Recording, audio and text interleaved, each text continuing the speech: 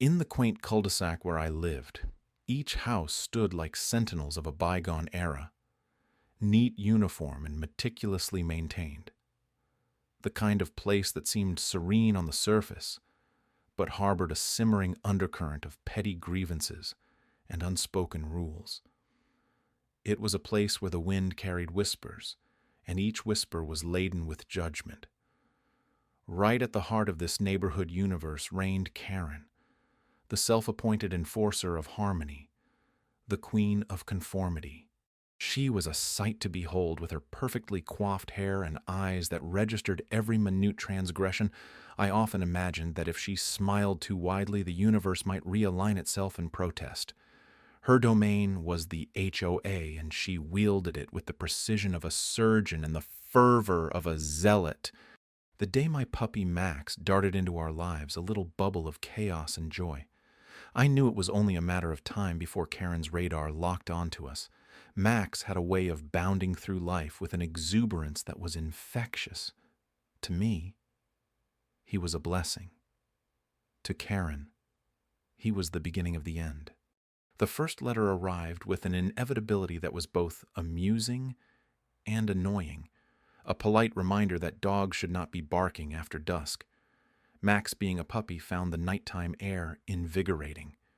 His small yips were hardly a disturbance, more like a song of youth, against the backdrop of pristine lawns and silent houses. I considered writing back, explaining that puppies bark, and that this was something of a natural law. Instead, I chose the path of least resistance. I closed the curtains a little tighter, hoping to contain the sound. I smiled at Karen when I saw her, a placid expression that hinted at surrender. But within a storm brewed. Each note from the HOA was a reminder of the fragile peace that hung between us. Karen's notes became a collection, a testament to her dedication to order. They spoke of grass length and trash can placements of holiday lights, and the exact shade of white permissible on window frames, all delivered with a flourish of cursive that belied the steel in her spine. I endured these missives with a patience born of necessity, turning a blind eye to the inconsistencies in her own domain. Her trash cans, too, sometimes lingered on the curb longer than regulation allowed. I wondered what secrets might lie behind her immaculate facade, what chinks in her armor might one day reveal themselves. And then it happened. A day etched in my memory, both ordinary and extraordinary. Animal control summoned to our door. A man with a weary smile, clipboard in hand, speaking to me in hushed tones about reports of a distressed animal. Max, of course, was perfectly fine, a bundle of energy and wagging tail. But as the officer politely checked our backyard, another story began to unfurl. Across the street, Karen watched from her porch, her gaze a tangible thing. I imagined it heavy with satisfaction, a queen surveying her handiwork. But the officer had another stop to make one door down. He paused at Karen's clipboard still in hand, her expression shifting almost imperceptibly as he approached. A seed of doubt sowed itself in the fertile ground of my curiosity. Later, whispers filled the air as they always did. It turned out her garage, so pristine from the outside, housed a secret menagerie.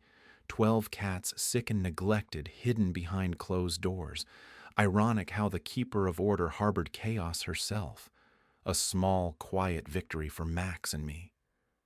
A reminder that appearances deceive and that patience holds power in its silent embrace.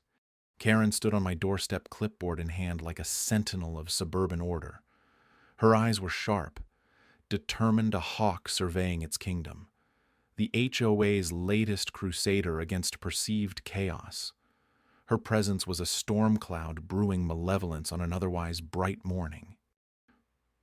The citation was for excessive noise. My puppy Watson had barked once, perhaps twice, when an unfamiliar car rumbled past our driveway. A normal puppy behavior. But in Karen's world, it was a declaration of war. Her complaints were as predictable as the sunrise. each one more absurd than the last. I wondered if she had a rule book hidden away, an almanac of impossible expectations by which she measured her neighbors. The list grew with every encounter: grass a centimeter too high, a garden gnome she deemed inappropriate, even the hue of my porch light, an affront to her stringent aesthetic. I imagined her at home concocting new grievances like a witch, with a cauldron stirring dissatisfaction with glee. Around the neighborhood, whispers began to echo, Karen's voice magnified by her need for control, spread like an invasive species. Stories of her past battles, each recounted with a mix of disbelief and amusement, wove through barbecues and book clubs a tapestry of tyranny. Yet, beneath the surface of her crusade, a more sinister tale unraveled.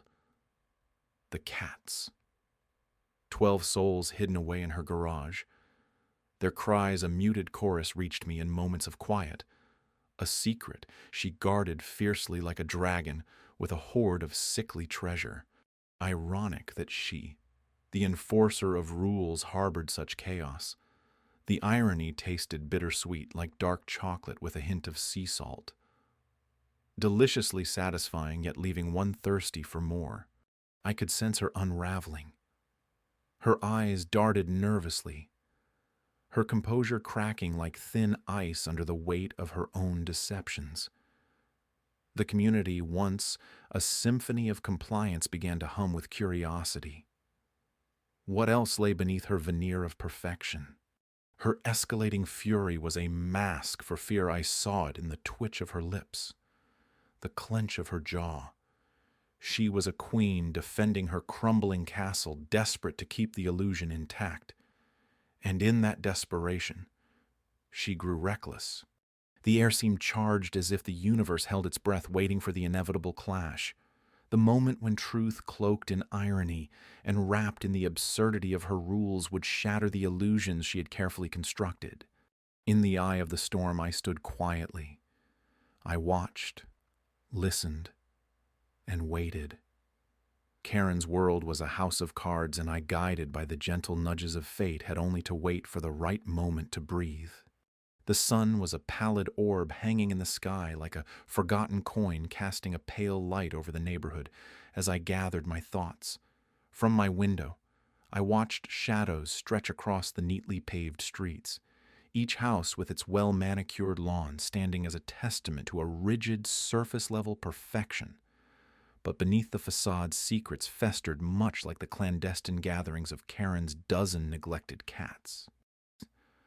My puppy Max napped innocently at my feet, oblivious to the machinations of our neighbor. Karen's unwarranted call to animal control had been an eye-opener, unraveling the truth about her hidden hoard. 12 sick cats in her garage. The irony was as sharp as the crack of a whip. I needed to act, but not with the same brashness that characterized Karen's temperament. No hastily written complaint, no late-night confrontation. This required subtlety, precision. I was playing the long game now, one move at a time, like a grand master preparing for checkmate. My first course of action was documentation.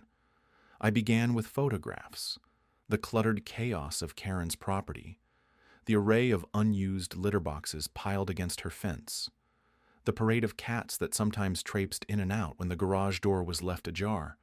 I captured Max, too joyful and innocent, his eyes reflecting nothing but trust in the world around him. With each click of the shutter, I felt a growing sense of empowerment. Evidence was my ally, and unlike Karen, I would wield it with care. Next, I drifted into the realm of research. The bylaws of the Homeowners Association became my evening reading, each clause and subsection a potential weapon in my quiet arsenal.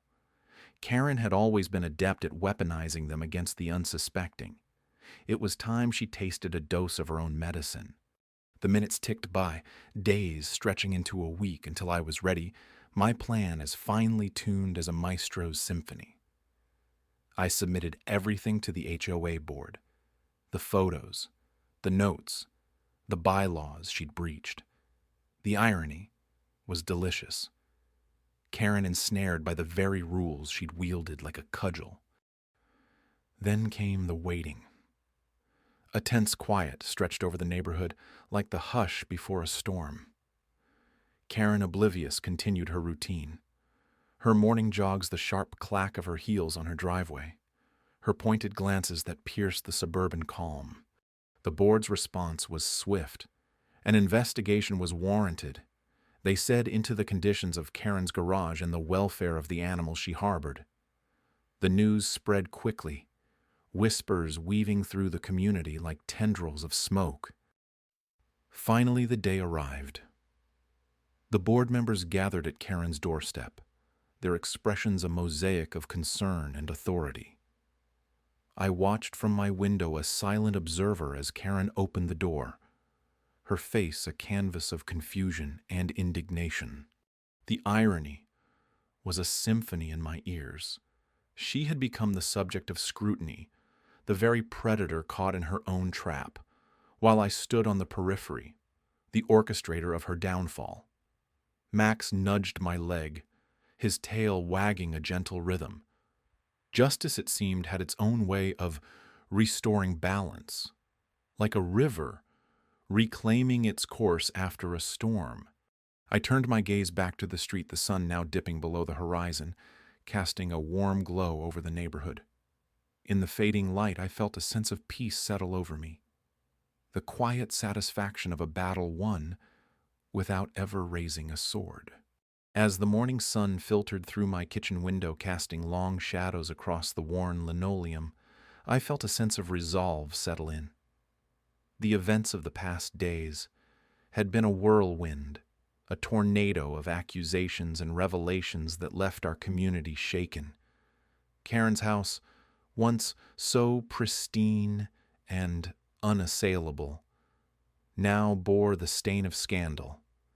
Her secret had been laid bare beneath the harsh, fluorescent lights of her garage, revealing not the perfection she preached, but a mess of neglect and decay. I pondered this over my coffee, its warmth grounding me in the present moment. The irony was not lost on me. Karen, who had positioned herself as the stalwart defender of neighborhood standards, had harbored a chaos that belied her facade. Her call to animal control, presumably aimed at bringing order to what she saw as my transgression, had ricocheted back with a vengeance.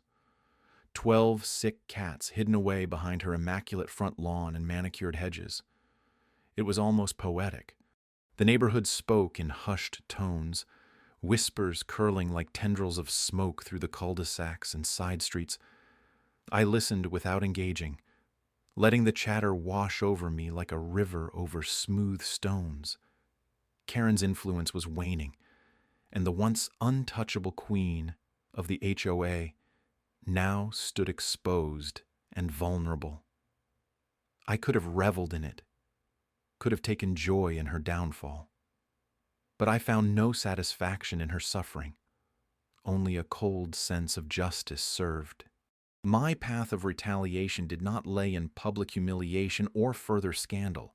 I chose instead the quieter, more potent power of legality. The HOA had rules, and Karen had violated them more egregiously than she accused me of doing. My puppy with his soft eyes and wagging tail was innocent in all this. He was a scapegoat, a pawn. But those cats, sick, malnourished, forgotten, were evidence of a crime. I sifted through the paperwork with the precision of a surgeon methodically documenting every breach, every infraction. It was not a task of haste, but of patience. Each form filled out with care, each line an incision into the facade Karen had built. The lawyers would take it from here, wielding the scalpel of justice. The days slipped by, each one a layer peeling back, revealing truths that had been hidden behind closed doors and drawn curtains. The neighborhood meetings were more subdued now, the usual bombast of Karen's interventions noticeably absent. People avoided her gaze, their eyes skimming over her as if she were a ghost of her former self. In a moment of irony, it was Karen's own rules that would lead to her undoing. The bylaws she had touted as gospel now turned against her, a testament to her hypocrisy. As I watched from my window, her once pristine garden now overgrown and neglected. I felt a strange sense of peace.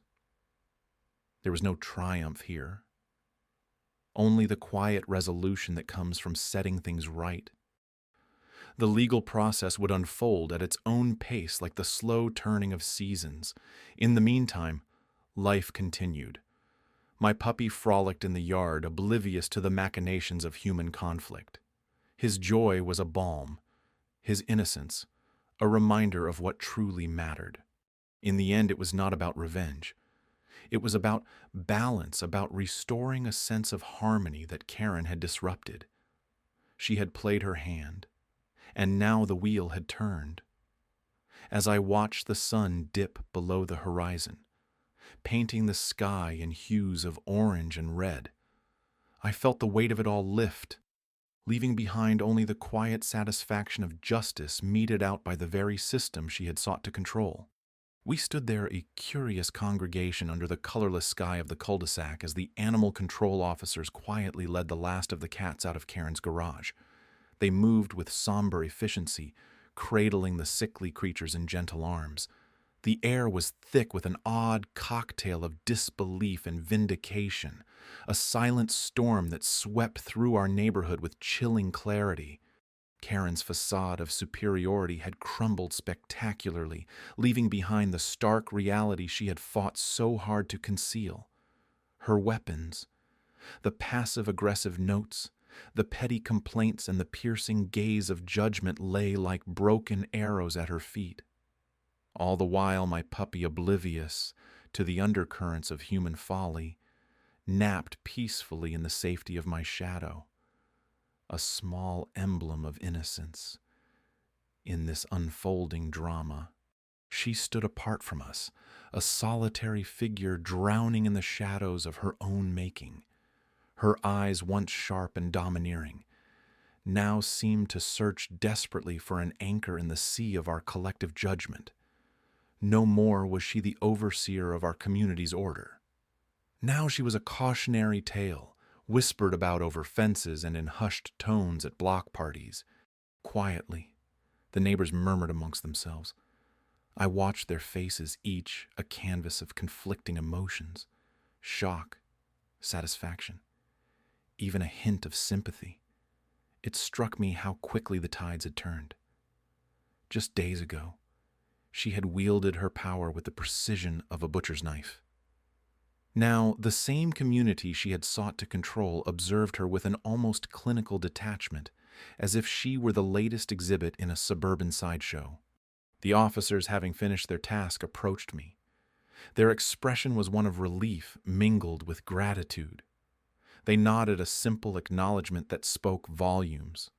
Their presence had cast a spotlight on the unseen corners of our neighborhood, illuminating truths that had long lingered in the shadows. For a moment, I stood with them, feeling the weight of an unspoken alliance, protectors of those who could not speak for themselves. In that silent exchange, I felt a shift within me. Power, I realized, did not rest in the loudest voice or the strictest rules.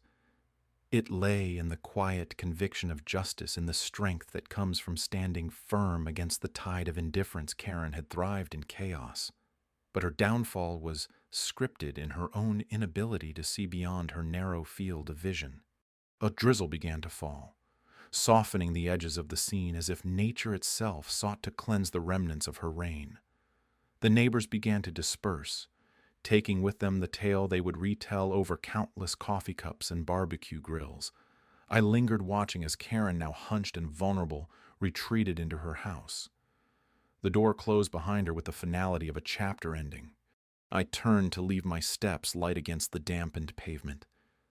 The road ahead seemed clearer now, a path no longer marred by the tyranny of a self-appointed ruler.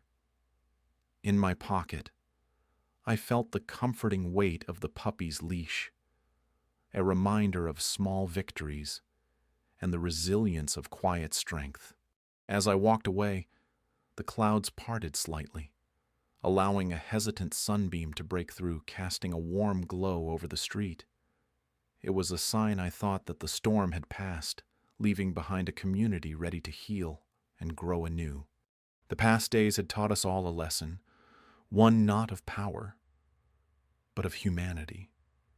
And as I crossed the threshold of my home, I knew that while the echoes of Karen's reign would linger, they would serve as a reminder of the value of compassion over control, understanding over judgment.